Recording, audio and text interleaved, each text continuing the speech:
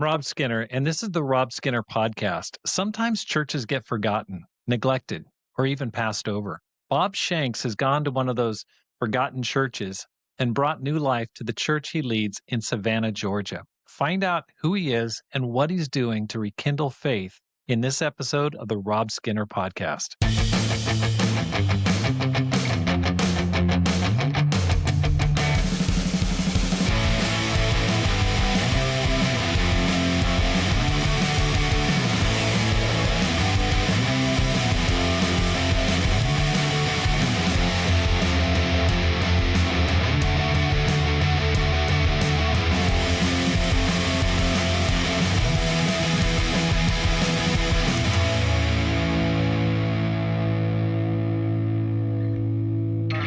Welcome back to the Rob Skinner podcast. My goal is to inspire you to live a no regrets life, make this life count, and multiply disciples, leaders, and churches. Lots been happening in Pam's life, my life. We moved to Boston on July 22nd of this year, and we've been asked by Kevin Miller, who leads the church, and Stuart Maines, who leads our downtown region, to plant a mission team here in the Boston City Center. The church here in Boston has been here since the late 70s, and with time, many of the members have moved out into the suburbs of the Boston metropolitan area. Stuart Maines leads the downtown region, which is a combination of college students, young professionals, and marrieds. And so Pam and I we live right on the Boston Common, which is like the Central Park of Boston.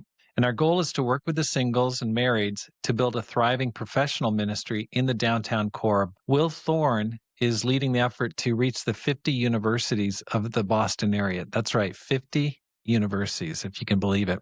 2 weeks ago, Stuart preached to an overflow crowd of 570 people, and that was 50 people beyond the fire code limit. I mean, it was packed. It was just jam-packed. People are standing up, no seats left. And so last Sunday, we had to split into two services and had a combined 600 plus people. And so that first service, I mean, it wasn't even a special service. It was just actually a holiday weekend. Many people are away for the weekend. So God is doing something really special here. And I want to ask you to pray for Pam, for me, and for the church here, and especially for this mission planting we're trying to get off the ground here in the city center. If you'd like to support the program and the work we're doing, all you need to do is simply go to the show notes, and there's a link to support the program. Bob, welcome to the program. Thanks for having me, Rob. Good to be here. It's fantastic to have you. Now, we met a long time ago, and you reminded me of this in Indonesia, of all places. Yeah. We were there yeah. for a regional. What brought you there at that time? I think it was 2016 is when that was. Yeah, so we all met in Singapore, and then we support Indonesia. So we went over and spent 2 weeks in Indonesia while we were over there. And I think quite a few of the leaders from Singapore traveled over there because there's a big group of us that spent some time together for a couple of days. That was so much fun. We went and we saw the temple, all the monkeys climbing around. Your wife had kind of an experience there.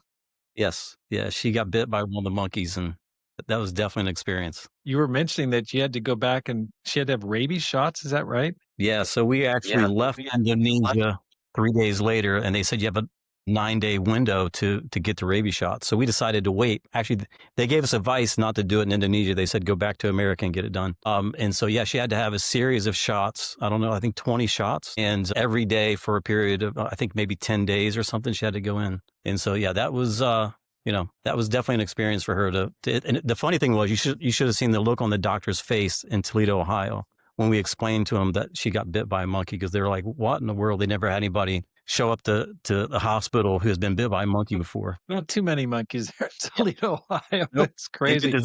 Yeah. I can say I sympathize with her. When I was a kid, when I was like a sophomore in high school, I got bit by a dog and I had to have rabies shots, and it was painful. That was back when they had the long needles, thick needles, and they had to stick it in your stomach. And then they transitioned to a smaller needle, but it was not pleasant at all. Tell me, Bob, how did you become a Christian? So it's kind of a long story. I'll give you the shorter version of it, because what's neat is I never grew up going to church, never went to church my life until I was in my 20s. But looking back, I could see God's hand and how he was kind of guiding me to make some decisions. And so I left home at 15 and I lived on my own from 15 to 17. Well, technically from 15 on. I finished high school, again, never went to church or anything. My dad was a drug dealer. And so the home was not a good place to be, which is one of the reasons why I left. And I kind of pretty much went down the same road where I was doing the same things that he was doing. And so I ended up getting into selling drugs, but I graduated high school on my own and started a lawn care business. And so I was kind of doing what I call the old family business and trying to get my life straight. And I eventually met my wife, who also left home at 13 years old, and she lived on the streets from 13 to 15. Oh my And gosh. so we weren't really a good, it wasn't like a relationship that was building each other up. It was very dysfunctional, coming together as dysfunction. She got pregnant at 16 and had our first child at 17. We had another kid a couple of years later. So Brooke and Courtney, our daughter's names, are both disciples. And so that's all kind of important as this all plays out, because I never went to church. And so we started having kids. So I got out of the family business and tried to really pursue doing something right in my life and the company. And one day I had a guy come up to me and just start a conversation with me. In that conversation, he went to tell me that God had put it on his heart to come talk to me. And so I thought he was, honestly, at that point, no one's ever shared with me. No one's ever talked to me about God. So I thought he was crazy. I just like, this guy's just out there. However, he offered me a job, a landscape job, making pretty good money with the Air Force base. And so I stayed in contact with him. But I couldn't get past that conversation, that initial conversation where I thought he was crazy. So I went out and bought me a little King Jimmy Bible, and I just started reading. And so, we never went to church before. And so we had no clue about where to go, what to do. So I just started reading the Bible. And then separately, shortly after that, my wife, who was my wife back then, got a Bible as well, and she started reading. So we were separately reading the Bible and kind of coming together with just trying to figure out life. And it really helped us early on put some things in place, because I was still dabbling in drugs. I was being immoral. I was living just a crazy, sinful life. And we had 2 kids. And so that kind of started our journey to really start to seek out God. And the funny thing is, I ended up kind of building a relationship with that guy who originally reached out to me. And the job he offered was legit. He gave me a 6-figure job at the Air Force base. So my business. Oh my gosh. Wow. And so one day I go in to meet him, and I explained to him, hey, I'm starting to read the Bible. We're having a kind of a spiritual conversation. And I said, however, I've been with my girlfriend for a number of years and things still aren't going well. So I think this gives me an opportunity to start fresh and pursue my relationship with God and maybe leave her. Well, not maybe, I'd already planned to leave her. And so I told him, I said, I already got my own apartment. All I need to do is tell her I'm leaving her. I'm done. I'm going to be a weekend father kind of thing. And so in that conversation, he looked at me and said, have you ever thought about marrying her? And I thought, have you not listened to anything I just said? My plan is not to get married. The plan is to pursue a whole new life. And the crazy thing is, that was the day I planned on telling her. So I went and picked her up. I can't remember where the kids were at the time. And so I went to tell her that I got me an apartment and I was planning on leaving. And instead I said, I think we should get married. And so her response was, okay. And so we did. We went and got married like a couple months later. And so we've been together, been married ever since. And so now we're actually starting to pursue churches, starting to go to church. And we went to a number of churches, but we were really more devoted to reading the Bible than anything. Right. And so we really had a difficult time finding what we felt like a church that matched the Bible. And we had no clue. We had no understanding of denominations or anything. So we visited a number of churches. We ended up settling for a little bit in a mainline church, and we're still very much devoted to reading the Bible.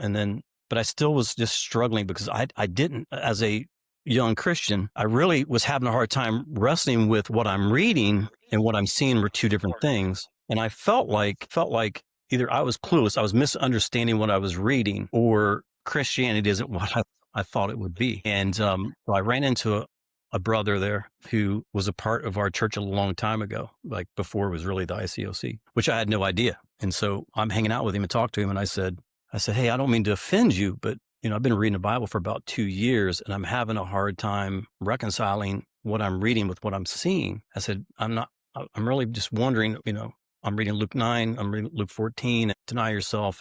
And he goes, well, I know of a church who's doing it. And I said, you mean you know of a church? You're not there? Why, if you know of a church that's living out the Bible, why aren't you there? He said, and at this time we were in Columbus, Ohio. So he goes, it's not here in Columbus, it's in Dayton. So we started going to the Dayton church. We started driving from Columbus to Dayton. And then we went to the Cincinnati church and visited Cincinnati church. And in the meantime, we found out this is 95/96, the beginning of 96. We found out they were planting a church in Columbus, Ohio in fall of 96. So we waited. We visited some of the other churches. We were kind of waiting, still skeptical. I'll be honest with you, I was still skeptical from what I was seeing in Dayton and Cincinnati that whether it was legit, and still confused. Yeah, I was very confused. And so the church was planted. The Arnesons from Chicago planted the church in Columbus back in Okay. late. Okay. A.T. Arneson. Okay. Got it. Yeah. And so they were only there 3 months. And so we came over and we're still going to, checking other churches out and still coming to the Columbus church. And then Daryl and Sharon came in and we ended up studying the Bible. So my wife and I kept bugging them to study the Bible with us because that's one thing we noticed about the church. They claimed they study the Bible with people. And so it took us a little while to convince them. I don't know why. It seemed like Daryl and I have had this conversation since then. It's like, I'm asking you to study the Bible, and initially you're avoiding my question. So finally he did. So we studied the Bible, and I was actually studying the Bible to see if what I felt like I was understanding from the Bible was correct. That was my thinking going into studying the Bible. I'm not 100% sure what my wife's thinking was going into, because by the second study, she realized she wasn't a disciple. Like, it was really early on. Okay. And so we went through the whole study series, and by the end of it, I got it. I was like, okay, wow, what I'm seeing does match a lot of what I believe, but I've never no one's ever taught me. No one's ever put the pieces together, so to speak. And so we were baptized in February of 97. I was baptized, and I turned around and baptized my wife right afterwards. And so that kind of just started our journey there in the planting of the Columbus church back in 97. Okay. So just a few questions. What's your wife's name? Tricia, Trici. Okay. Tricia. And your two daughters' names are Courtney and Brooke. They're both married. They've both been in the ministry for about 10 years with their husbands. Courtney has married Tom McGurk. If you know the McGurks, used to be in Boston years ago. They've been working with the church in Paris for a number of years, Tom and Courtney. And then Brody and Brooke were in the ministry in Ohio for a number of years. And prior to that, they both served the ministry together in Atlanta at North River Church under the Browns. And so the Browns did a phenomenal job really raising them up and then letting them go out to be in the ministry. So really appreciate the Browns. So this is crazy. So both you and Tricia were basically fending for yourself through high school. You had a very similar background, but then you're living together. I guess you're living together, your boyfriend and girlfriend. And at what age were you when you got married? How old were you guys? I'll tell you the crazy part. Okay. My wife, Tricia was 15 when I met her. I was 20, and I was staying in a little 500 square foot bedroom with 9 other people. And she was invited down at the grocery store to come to this party. And she had been living on the streets. She showed up to the party and never left. We've been together ever since that night she showed up. Now, we weren't together. We didn't become intimate with one another till a little bit later on, but the house was kind of a flop house. And so we all kind of just stayed there together. And eventually, in a worldly way, we were just both very worldly, spent some time together and kind of just was there. So it wasn't as if I was a knight in shining armor and sweeping her off her feet. Right. It was one of those things that happenstance put us together, or God maybe orchestrating all this early on. But you came from such a rough background. God seemed to just say, okay, these are the people I'm going to choose. I mean, it must be amazing how many people you can help or you can connect with based on your experience. That's rough. That's a rough background. So, yeah, and so you go ahead. No, I was going to say it's as if it was just a story. Like it's hard to believe the transformation that God has done and looking at the work that God has done. So even when we share our story, we've shared this story a lot, and obviously we've studied the Bible with a lot of people, because I think at the very least it should give people hope that God could take a few messed up people. And so it has been very encouraging how God uses that. Inspiring, Bob. I mean, that's a crazy background. That's up there with who did I interview that had a crazy story? I think it was Doug and Angela Wenz. I mean, they've got a story that'll kind of knock your socks off too. So, okay, so you met at 20. You were 20. She was 15. How old were you when you got married? How many years later? 7 years later. 7 years later. But you're together during that time, and then you guys got married, and you already had 2 kids. So, so you're 27. I mean, for your daughters to grow up and to do so well spiritually, I go, wow, that's amazing. I mean, did they ever talk about that experience or their upbringing? Or was that just normal for them? Yeah, they do.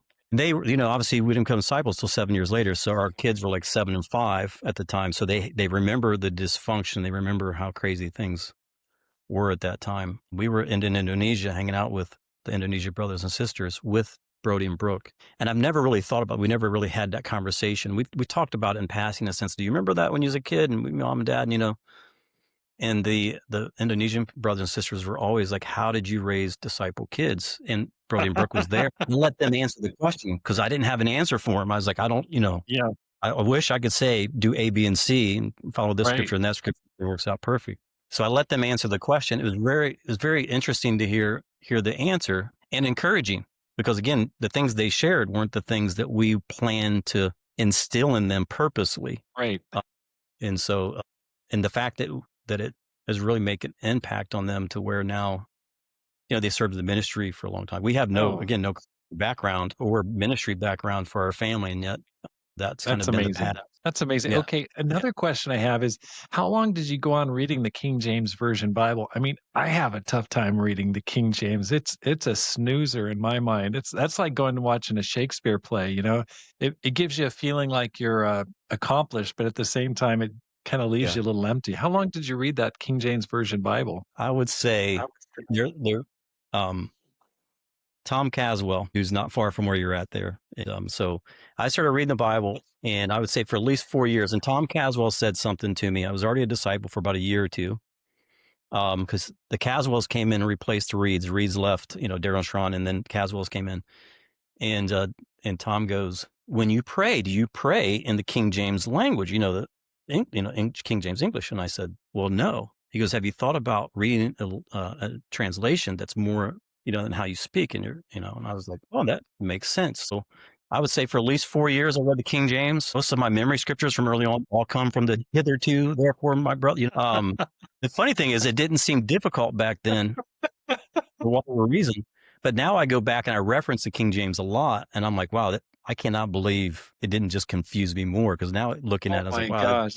I'm amazed. I'm impressed that you just plugged away at that for 4 straight years. That's God's hand was on you for sure. Okay, another question. Okay, so you were living with Tricia, but you had some women on the side. Is that what you yeah, inferred there?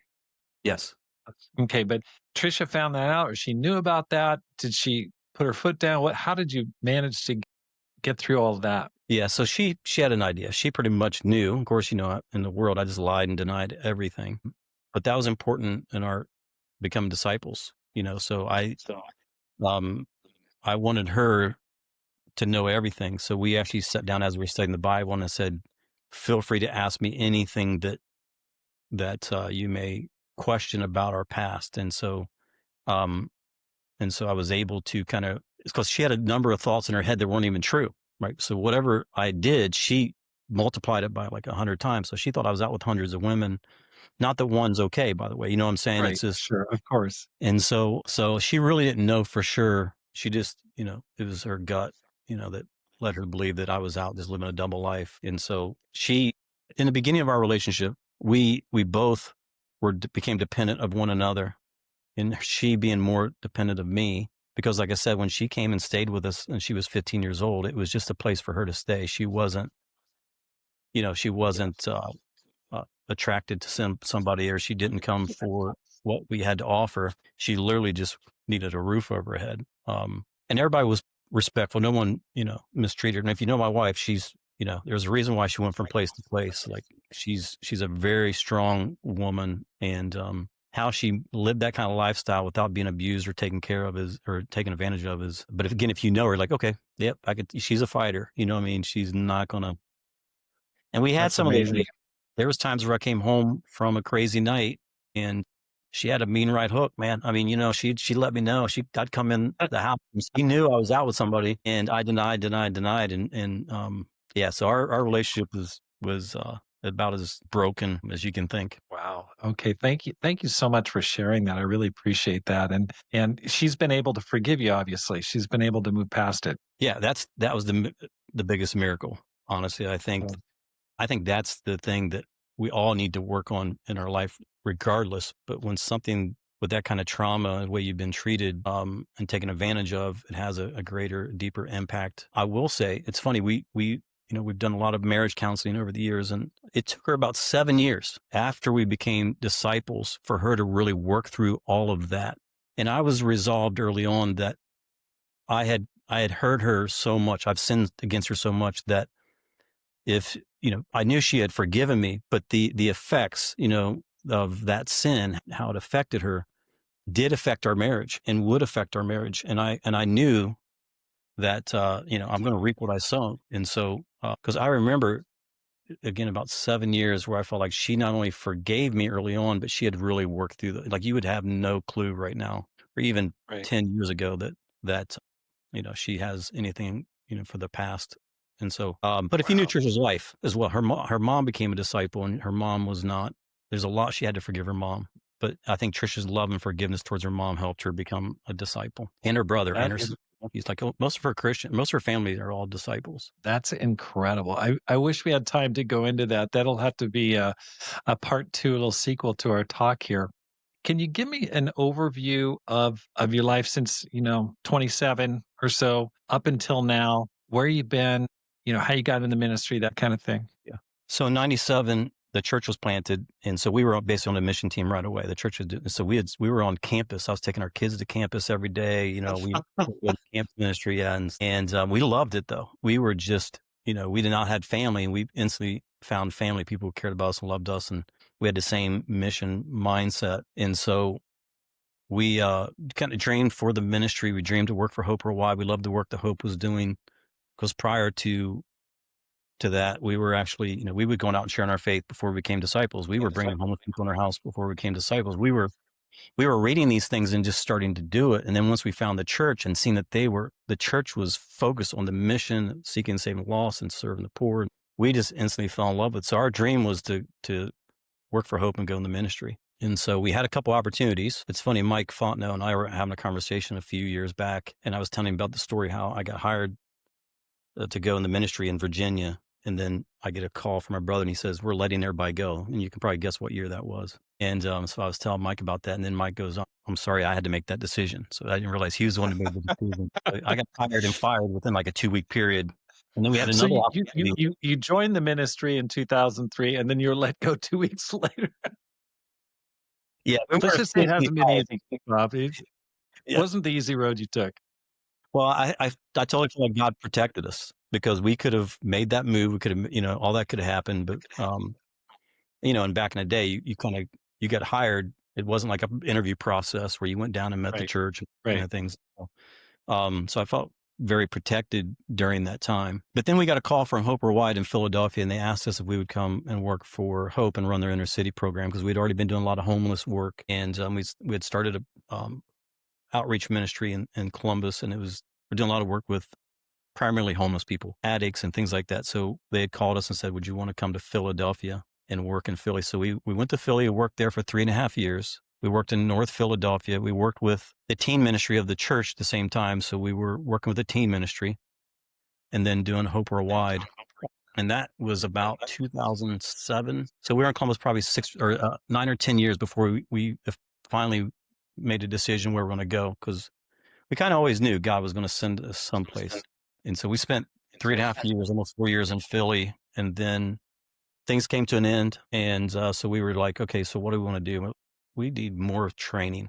We want to be trained for the ministry. We felt like we've had a lot of great people really invest into us and really help us and train us and work through the most difficult times of our first 7 to 10 years as Christians, because it was very rough as disciples, getting the help we needed. People really invested in us and loved us and helped us. And, obviously God moving in our hearts. And so we decided through a number of God moments that Virginia Beach would be the place. So I talked to Mike Fontenot. We talked to some brothers there. We're going to come to Virginia Beach. We just want to come and be trained. We're not asking for a position. We're not asking. We just want to come. So we left. And so we went to Virginia Beach. We had no jobs. We had 5 kids, because we actually fostered 3 of our nieces and nephews, by the way. So we had 2 biological kids and then 3 fostered, 3 kids. So Fontenot's did a phenomenal job, just really investing in us for the 2 years we were there. So much that he, again, over coffee, Mike asked me if I'd want to go back to Ohio and lead the church in Toledo. And I was like, no, we love it here. We love Virginia Beach. We don't care if we're not getting paid. We want to stay here. We feel like we're learning, we're growing. And so he asked me, I think it was the fourth time he asked me, and I was like, all right, well, we'll check it out. We don't want to leave Virginia Beach, but we'll check it out. And so we did. We ended up going to Toledo, visiting Toledo, fell in love with the church. It was a small church that the minister had left 10 months prior. And so we moved to Toledo.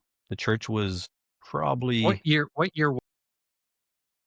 So that was, I want to say 2012, if I remember correctly. Okay. And so we went there. The church was probably, I don't know, maybe 30 people, I think. And I just started getting on campus. I didn't know, we've never led a church before. We've been in ministry doing a lot of different things. And the campus ministry just took off. I mean, we were baptizing students from UT, University of Toledo, and then Bowling Green. And then we just started bringing people in. We tried to get Toledo put on the map because no one knows of Toledo, Ohio. Who knows Toledo, Ohio? We started doing internships, and we're trying to train students, and it was amazing. It was an amazing time that we were there. So we were there for just slightly over 4 years, and we have felt like from the time we left to go to Philadelphia, to Virginia Beach, to Toledo, that God had opened up doors and made things very clear, or the reasons why. Like, we went to work with Hope Worldwide, a dream come true. We went to be trained in Virginia Beach, and we knew he was going to go help try to revive a small church in Toledo, which we did. We grew the church to about 75, if I remember correctly. Sorry, can you repeat that? So the church grew to about 75. We had a campus ministry from 30 people. Yeah, from 35 people is my guess, if I remember correctly. Wow. Oh my gosh. In about a 4-year period, and it was a blast. It was a great time. But we felt like that we accomplished what God wanted us to do, and we thought it was time to leave, and we want to leave on a good note. We've seen a lot of people leave on not so good note, and then we actually helped raise up and bring a couple in to replace us. And so what we did is we resigned. We've done this previously, where I don't feel like it's fair to the church for us to find a job and say we're resigning because we got a new position. And so we've resigned and actually the Lamberts really helped us with this, by the way, but not knowing where we're going. So we had no idea when we resigned from Toledo where we're going to go. And, we started getting some phone calls from different places, so that we started considering some things. And again, another long story short, the Lamberts contacted us and said, Columbus, Ohio is going through some difficult times. Would you be willing to help from a distance while you're still in Toledo, work with Columbus? And I said, yeah, we love Columbus. We'll be happy to go and help on weekends and stuff. I said, we're coming out of the ministry, or at least Toledo. We're not sure. We might even go overseas because we're getting some calls from overseas. I said, so I don't know. I said, we can help temporarily. And so we did. We started traveling to Columbus. We met with almost every member of the church, trying to figure out what was going on, how to help the church. And I don't remember how many months we did that. And then it became clear that God wanted us in Columbus. So, okay, what year was that? That was, if we went to Toledo, so 2016. Okay, so when I met you in Indonesia, you were already in Columbus at that time. You're right, because if it was 2018 or so, you're right, I was in Columbus, not Toledo. We started making trips to Indonesia while we were in Toledo, and then we continued to go to Indonesia all the way up until COVID. We haven't been back since COVID hit, but we used to go. So you moved to Columbus. Were you paid the ministry? Were you working bivocationally? No, in both situations, we were paid by the church. I mean, church is just struggling, financially and trying to make through, and we survive, and God always provided. And so it's really like a full circle moment. You were converted in the church in Columbus, and then you went back to lead it a couple decades later. It's pretty amazing. Now, we'll say we weren't necessarily wanting to go back to Ohio at all. So our dream was kind of explore the world, let God send us anywhere we can go. While we were in Toledo, both of our girls had finished college. Courtney had got married. Our nieces and nephews that we were fostering for 10 years went back to their parents. And so we ended up overnight become empty nesters. And so it kind of freed us up, which made us think that's why there's a better chance we might go overseas. And so, but Columbus was going through some very extreme, one of the most difficult experiences I've ever had or seen a church go through. And it was definitely not a situation you want to sign up for. You know what I mean? It's like, yeah, let me go. Right.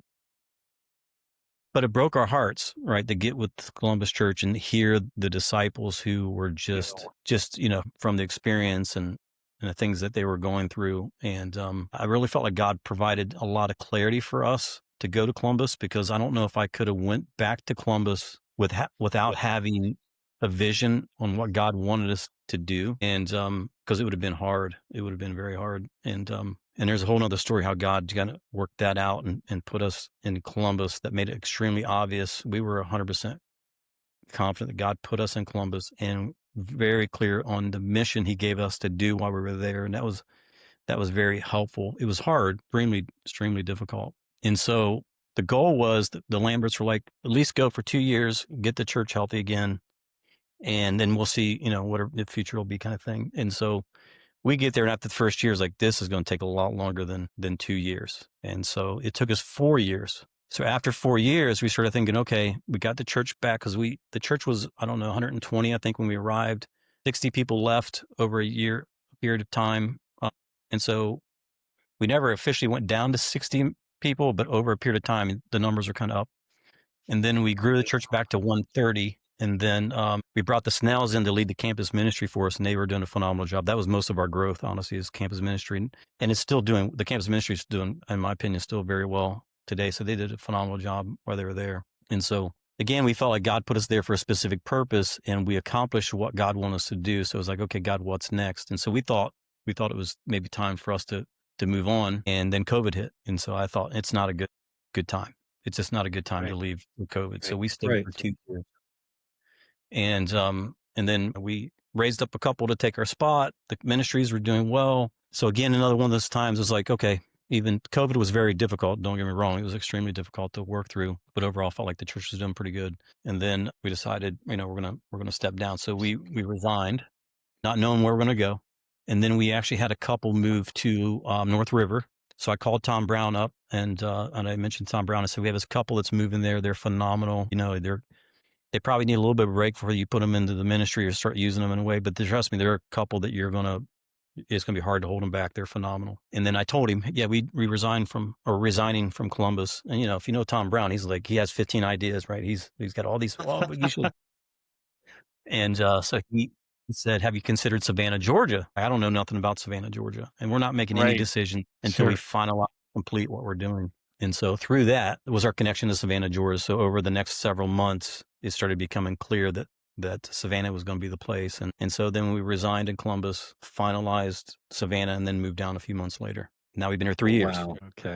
Okay, Bob, you've got an amazing story. This is kind of blown my mind a little bit. I'm so thankful God brought us together. So we're going to pick it up here in just a second. Okay, so you decided to go to Savannah. Yep.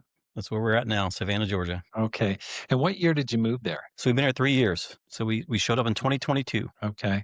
And can you tell me about it? Like, what was the church like when you arrived? Give me the history. Like, what were you walking into? Yeah, we really didn't know anything about Savannah. We got to know Savannah after we arrived. And so, it was a small church. I think we were having in the 20s maybe show up for Sundays. And so it makes it easy to get with everybody in the church, or, to attempt to get with everybody in the church. And so we just got the history. The church has been around for 22 years, I think, 22, 23 years. They've had a number of leaders come through. I don't think they've had staff here for 3 or 4 years, maybe longer. No. Yeah, 3 or 4 years before we arrived. And it sounded like it was kind of hit and miss. God had put some people in here specific times for just a limited amount of time. And so the church it's very different than any of the churches we've been a part of as well. And so they really just lacked direction the most, which is really most churches really need. And so I'd say the first year, maybe still today, there's still some members that don't think we're going to stay. They're like, no one stays here. No one comes here. The leaders come and go. We haven't had a leader in years. There's a couple here, the Thomases, that tried to help lead the church themselves for 3 years before we arrived. And they're a phenomenal couple. Like they're great hearted disciples who've been very faithful for a number of years, and they're still here today and love them to death and become our best friends. So it's been a bit of a ride for the church here. Now, I will say we have about 60, close to 60 members now, and we have about 100 people on Sundays. Maybe 10 of them have been around for longer than 7 years, maybe 9 years, and maybe 1, 2, 3, 4 have been around since close to the planting. So only 4 people have been here for 20 plus years. So there's not a Okay, so lot of wait, let me stop you right there. So you walked in and there's like 20 people total gathering on Sunday when you yeah, walked in 3 years ago. And you just said that you have 60 members now and 100 people meeting on Sundays? up to 100. Not every Sunday is 100, but yes, that's been more consistent with seeing 100 up to 100 people show up. But yeah, we're close to That's 60. amazing. That's so in 3 years. So you've tripled it in 3 years. Pretty much, yeah. I mean, there was And more your than 20 your some your on the membership attendance when we has arrived. gone up 5 times. That's kind of amazing. Okay, that must blow people's minds who've been there for a long time, like, they can't believe what they're saying. Yeah, the church is very encouraged. And, I don't know if you experienced, but as a minister, I'm like, hey man, I have to focus on the things God's doing, because there's part of me is like, man, we should be doing this, we should be doing that, and I got all these ideas, which could be very overwhelming for the church. But at the same time, I was like, hey man, God has really transformed this church just in the 3 years we've been here. Okay, I got a million questions for you. Number 1, okay, how do you support yourself when there's, like, 20 people meeting on Sunday? Like, what was the financial plan walking in there? Like, how did you even Yeah. swing that? So my wife and I spent a lot of time in prayer and fasting with where we're going to go. And we debated on, do we want to go to a big church or do we want to go to a small church? And we really felt like we've had a heart for small churches. And so the debate was, can we go to a big church and utilize the big church to focus on these small churches that's not getting the help they need? Or can we make more of an instant impact by just going to a small church? So that's one thing that drawed us to Savannah. Knowing that, we also knew money would be an issue. And so we had to kind of prepare ourselves that if the church can't afford to pay us, will we still come? And so we actually told the church before we arrived that we're coming, whether they can afford us or not. We're coming to Savannah. So, and they did. They paid us for the first year. They had some money saved up. And so we got paid for the first year. And then really the second year too, we got paid for most of it. But the money starts, even though the attendance grows, doesn't always mean the money's going to grow. Right. And so we had to make some sacrifices. And then we ended up hiring somebody last year, Tom. And then we had to make greater sacrifices because we knew the church had been growing, but it's been primarily older people, 40 plus years, getting baptized and older people moving in. So we were losing the younger generation. So we knew we had to make some decisions to bring in somebody younger to help focus on the younger ministry. But again, my wife and I knew that means we would have to probably sacrifice, on our end. So I'm pretty much part-time. And so I'm getting paid part-time. I'm not part-time, I mean, and my wife, she's is not getting paid at all now. And so this was the short-term plan with the hopes that she's going to come back being paid next year in 2026. She probably will come back at part-time to do that because it's going to grow. And things are growing. We're already seeing a difference right now. But we had prepared for this in a sense. We knew that these are sacrifices we may have to make when we get there. So that's been a bit of a challenge, but it wasn't a shock. Again, being in a small church, we knew we were going from month to month on whether or not we was going to get paid in small churches before. Right. So, okay, how old are you guys? Like, how old are you guys as a couple? So we've been together almost 40 years now, 37 years. 40 years. Okay. Married 30 And years. married I'm 30. 57, and she's 50. You're 2 years older than me. Hey, you're not supposed to bring that up. That's right. Wow. Okay, so you're 59. Okay, how can you what are you working a part-time job? How are you making ends meet Yes. So and getting by? yeah, I got a part-time job at Costco doing the inventory for them and stocking in the morning. So I go in at 5 a.m. and I'm out at 10 a.m.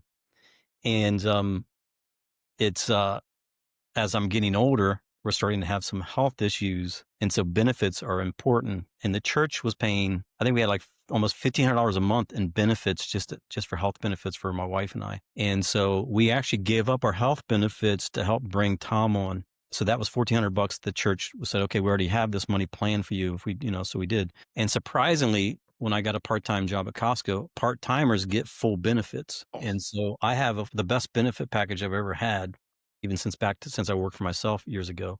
And so we're getting that benefit of being part-time at Costco and what used to cost almost $1,500 a month now costs me like $120 a month for far better benefits. Again, that's a short-term plan because as we see the church growing, we're trying to plant Hilton Head right now. So we do church services out in Hilton Head, South Carolina.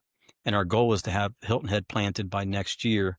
So we know that's already been doing amazing. Like we're having like 50 people show up to that out in Hilton Head. And so we're trying to figure out what our role is going to be later on as we're trying to how to figure out these smaller cities and towns. So we do see that changing over the next year. Okay, so you gonna turn the church over to Tom and your daughter and then move to Hilton Head and lead that ministry?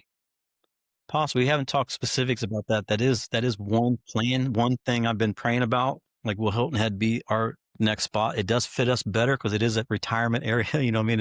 It fits us better as being an older couple. And it's also only an hour from Savannah. So we can still, even if it's just a house church setting, but it's done so well. The church services we've had out there have done so well. It's almost would be neglectful for us to not plan something.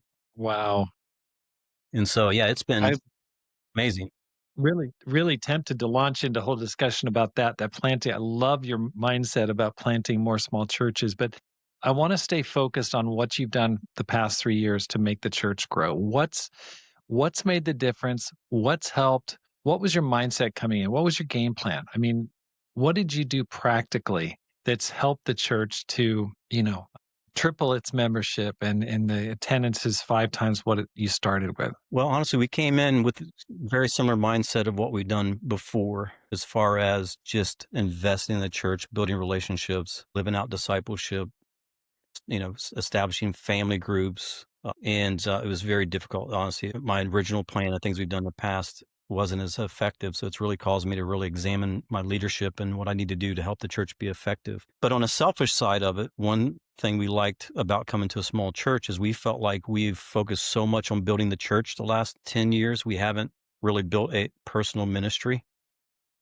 We've helped some people become Christians personally, but we felt like we just really would love to build a ministry in our neighborhood. We really want to be focused. We felt like we could do that in a small church as well. And so I think just the fact coming out of COVID and having somebody here and the excitement was initially enough for people to start coming out, and then just working closely with the couples and the people here who help give vision on their neighborhoods, their ministries has been pretty effective. And so then bringing Tom on last year was very helpful too for the younger ministry, because like I said, the baptisms we had and the people we moved in were primarily older people. And so that was, it's all been great, and it's all worked, but it's kind of happened naturally. There isn't one specific thing that I felt like we did that helped bring the church. I think it was just the willingness to come in and help. I'll give you an example. When we were in Toledo, Ohio, I started going to the University of Toledo to share my faith. And one day a week I'd go to Bowling Green. And then somebody in Bowling Green started studying the Bible. So we actually baptized somebody at Bowling Green. So I thought, well, I need to be focusing more on Bowling Green and less on UT, because that's where they're open. So I went to Bowling Green and started spending 4 days a week there and 1 day at UT. And then somebody at UT started studying the Bible and they got baptized. And I thought, well, and it seemed like it didn't matter where I focused. The growth came from somewhere. And so my plan, so I've learned if we can just be active in the mission of God, just going out, that God will bless it. Okay. Now, Bob, I know that it's hard. I think I'm sensing here, like, this is the tricky part about interviewing ministers. They're like, oh, I don't know, God just worked powerfully. And we know that God works powerfully, but it's hard for the person himself to realize what they're actually doing that's making the difference, because they're so used to it. They're used to their own skill set. But help me out here. Like, what could a person imitate from what you've been doing there to revive their local church? Maybe a church that's been stuck or kind of just like forgotten, it's kind of neglected, or out in the boondocks. What did you do? Did you meet with people? Did you just preach powerful lessons? Did you have a great kids program? And what did you concentrate on, especially, let's just say, the first 90? The first 90 days was more just get to know the church. And of course, there's a lot of low hanging fruit around the church at that time. So get to know the church was the main focus. I will say that we've had here's kind of been our mindset, and in a sense philosophy as well, of ministry. Is ministers, I've worked with a number of other churches when we actually helped work with multiple churches while we were in other churches. And so what I've learned, and being a big part of the ACR, what I've learned is ministers can get consumed with the ministry and neglect the mission. And so I try to focus on the ministry, but never neglecting the mission. And so to me, the mission drives the ministry, not the ministry drives the mission. Did I say that right? Mhm.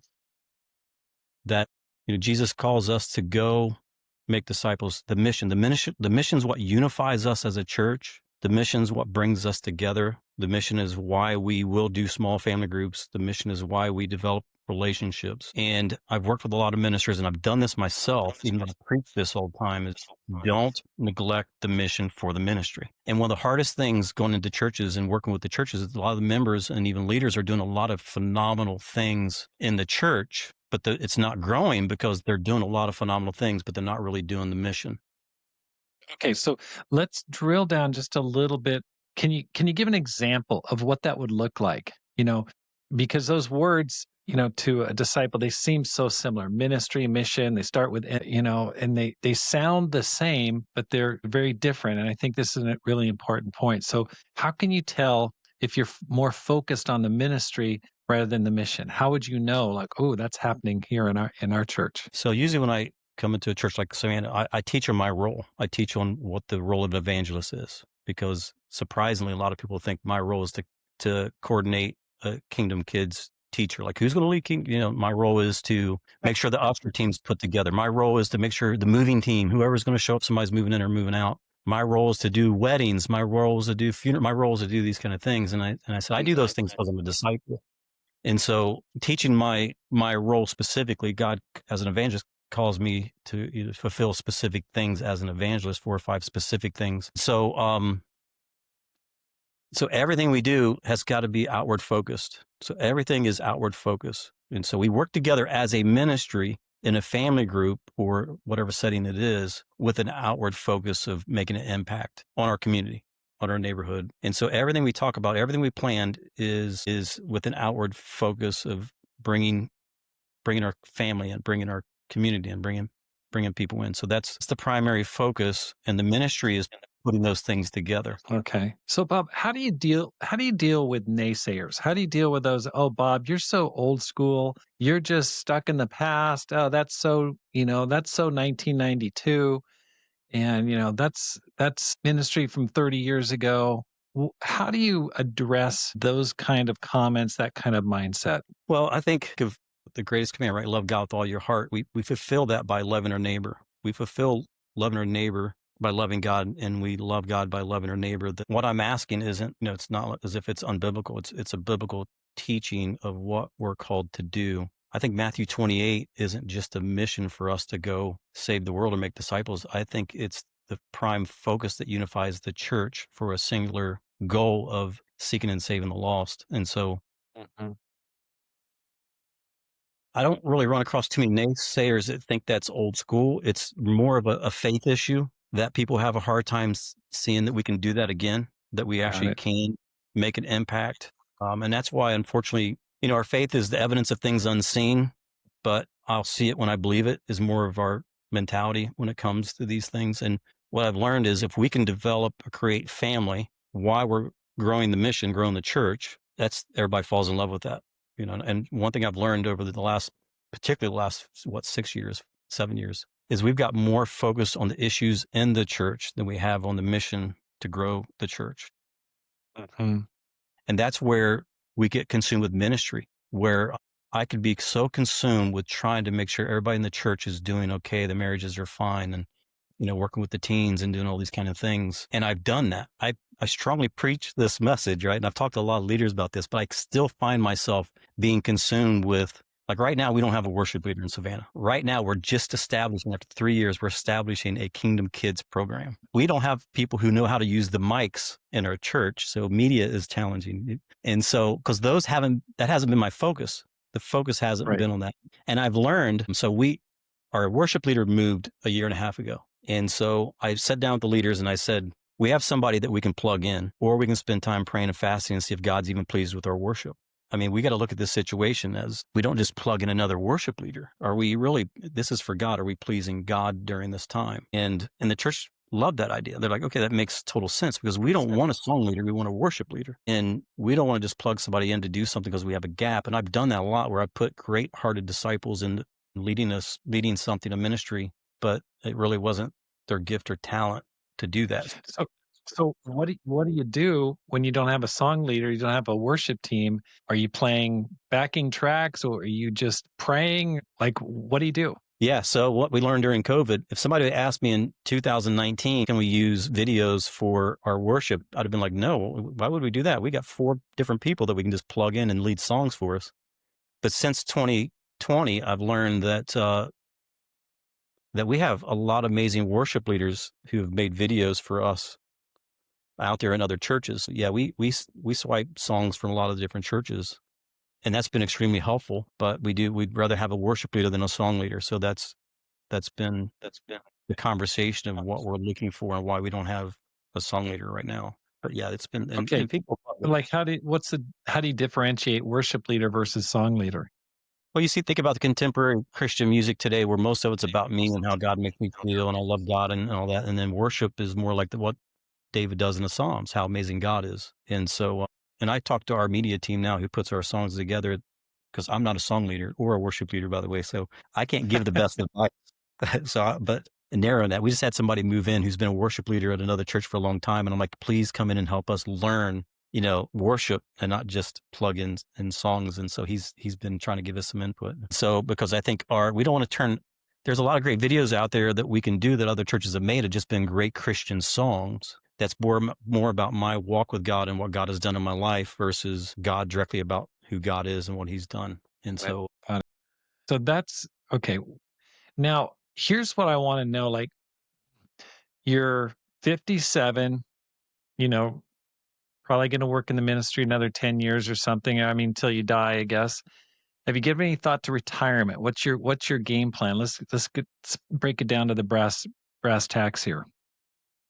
so What's your we what's your what's your exit strategy? yeah. So if I had a retirement plan, I would not have went into the ministry, to be honest with you, because I don't have, I'm part-time at Costco for benefits. So, I've always been pretty much a worker. So retirement is not, it's hard for me to grasp that concept because I feel like I'm one of those kind of people that if I retired, I would just die. Mhm. Ministry is our life. It's what my wife and I fell in love with the church because it's the first time we experienced what we felt like was family, and we were willing to pour our lives into the church. And I can speak for both of us. That's what we want to do. Now, to say that is my goal is for me to make less. I don't have a problem making less money for the ministry, but the vision we have in here in Savannah is probably going to make us work more if we accomplish some of our goals. Right. So we don't, I don't know what we would do. I don't mean to seem, I mean, I haven't thought about what retirement looked like outside of serving in the ministry. And again, I Right. don't So you define just that based off a paycheck, by the way. You know what I mean? what's that? I don't define that just because I'm getting paid by the church as Right. ministry. Before we went into ministry, one of my goals was I prayed a lot about God, don't put me in a ministry and I become a different person. I don't want to be a different person in ministry. I want to be who I am as a disciple. But if ministry would have changed me, I felt like I would have became something else. I just wanted to be like most of us, right? We just want to serve God the best. Exactly.